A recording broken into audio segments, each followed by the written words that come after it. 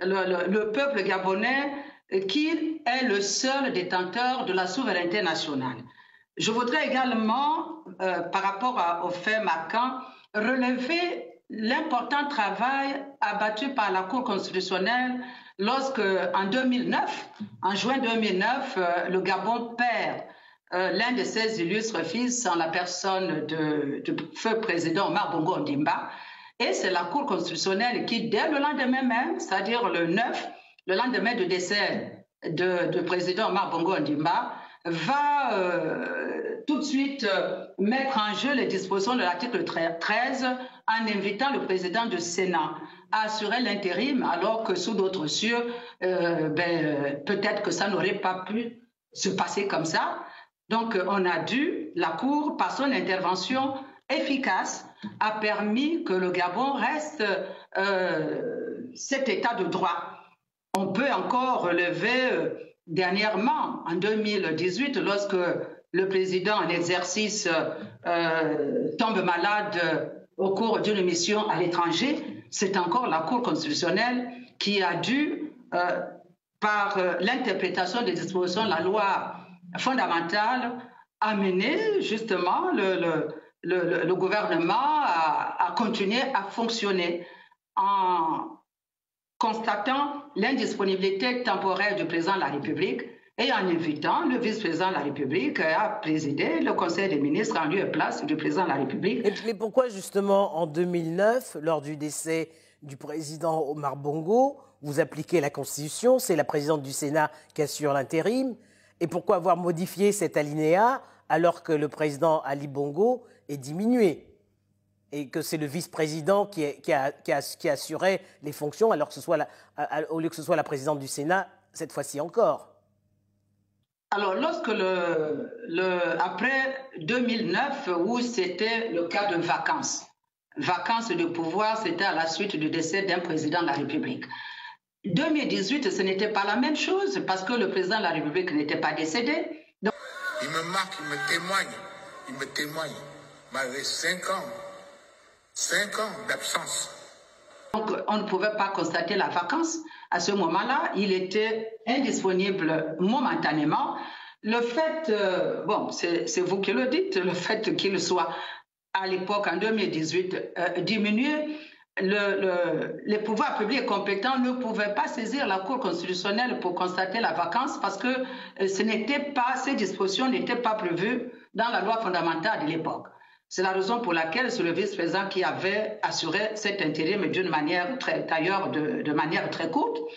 Et la Constitution ayant été modifiée, le Constituant lui-même a aujourd'hui complété les dispositions, faisant en sorte que si soit le président de la République en exercice décède, soit il se retrouve dans une situation d'indisponibilité temporaire. Il me marque, il me témoigne, malgré 5 ans d'absence.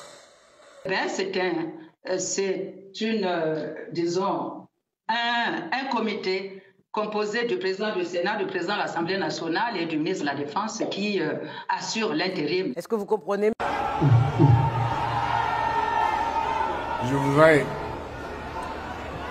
Je voudrais prendre quelques minutes pour vous raconter ce que je n'ai pas dit encore. J'ai quitté Londres et j'ai été en Arabie Saoudite. Et ce matin-là, j'ai eu des réunions avec des chefs d'État. Tout s'est bien passé. La délégation qui m'accompagnait était avec moi. Et donc je me suis retrouvé seul à table parce que les autres étaient descendus.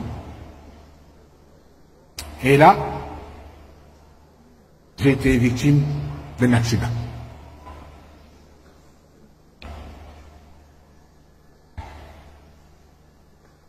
Je ne me souviens plus tellement bien la manière dont c'est passé, mais je sais que j'ai demandé qu'on appelle le médecin. Et dès que le médecin est arrivé,